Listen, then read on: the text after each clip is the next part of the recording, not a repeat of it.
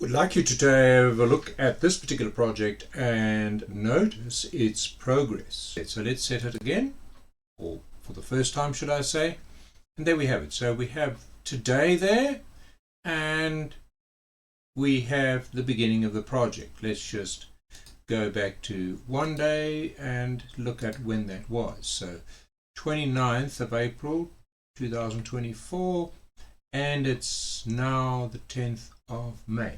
Right, now the interesting thing is we need to understand how earned value as a metric helps us with progress on the project, helps us determine whether or not this project has on schedule or off schedule. And the best ways to determine this are in fact through the earned value metrics. Let's just have a look at the notes supplied. I've used the graphic with bricks over there for a purpose. We'll get into that. One of the most ignored but valuable measures for a project progress is earned value. It is an accurate rendition of the project's health and status. Think of two metrics. The first is the SPI, or Schedule Performance Index. Is the project ahead, on or behind schedule? Earned value measures this and gives an index, the Schedule Performance Index. Furthermore, it provides an actual monetary quantification of the extent to which the project is behind, on, or ahead of schedule. This is called the Schedule Variance. So we're going to look at that, and then we're going to add some special fields that are going to help us to understand how it fluctuates and alters depending. All right. Okay. Right. So let's get back here and look at this. Let's go to percentage complete. And in percentage complete, let's give this one a 20% complete. All right. Stays critical. It's clearly behind schedule. But wait, we'll quantify the extent to which it is behind schedule. Let's give this one a 10% complete on the studio remodel. So they're at 10%, they were at 20%. This is today. If I were to insert a status line on today, it would look like this. Right, status date, type that, and the color we normally make red. Okay, make sure that the status line is today, status date is in fact today, and then the red line will appear. There we go. Well, we're in Saturday today, but it's put it back to Friday. It usually does that. It takes it one day off the current. Okay, good.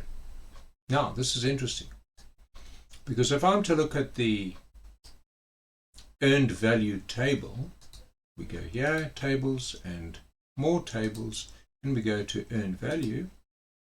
Oh, cost and schedule indicators, there we go. All right, SPI is 0.45 there, and it's at 0.1, both of which are bad. Anything below 1 is bad, 1 is good. Anything bigger than 1 is even better, means ahead of schedule. So behind schedule, clearly the schedule variance is a percentage there. What if I were to create a text field that in fact I'm going to call BS, that's behind schedule, not the other one. Okay, so let's add text 1. I'm already using text 1, so let's go and take to text 2. All right, and here in that field, what I'm going to do is I'm going to rename it BS, as in behind schedule. Okay, all right, and I'm going to provide a formula. All right, if open brackets, open square brackets, SPI, close square brackets is greater than 0, comma, no, not comma, and SPI is less than 1. So there's my range, comma, render behind schedule, alternatively render nothing. Okay, all right, let's click on OK, and let's click on OK. There we go.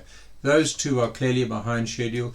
the rest of the rank. If you don't have that second condition, it will say all of them are behind schedule. So you've got to add the second condition. Let's go and have a look at it again.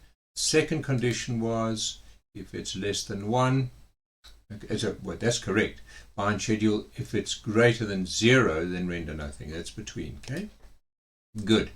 Now what I'm going to do is I'm going to add another column. All right, but this one is going to be a flag column. All right, and there's a reason for that. Just give me a moment. All right, so okay, and it'll be flag 1. And right click and custom fields. All right, right click and custom fields and call this one, let's rename this BEHSCH. Okay, we can't call it BS this time, and let's put a formula in there too. Okay, there we go.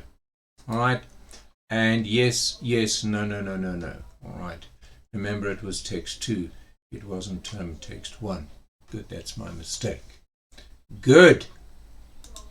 Right, now this is interesting, because now watch. All right, if I were to change the percentage complete, let's go right here and look at percentage complete. All right, percentage complete. If I were to change that one to 100, then everything should be fine. No longer behind schedule. You see that? Okay. All right, so it all works nicely. Okay. All right, let's put it back at 20% over there. Good, very good. 8,800 Rand. It's 8,800 Rand behind schedule.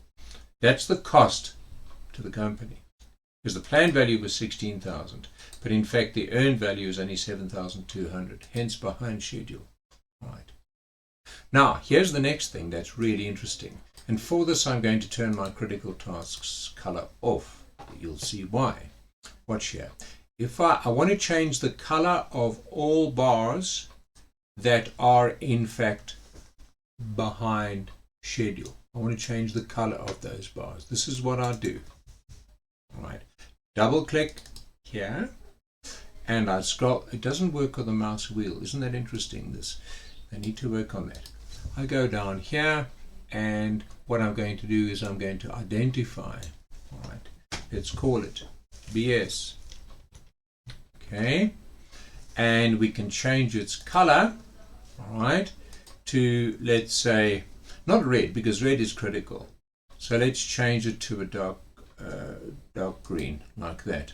Okay, and I'm simply going to call this flag 1. I find typing it in doesn't always help, so you just go and choose flag 1 like that. Okay, watch here. There we go. They are green and the rest are blue. All right, isn't that incredible? All right, and it will change accordingly.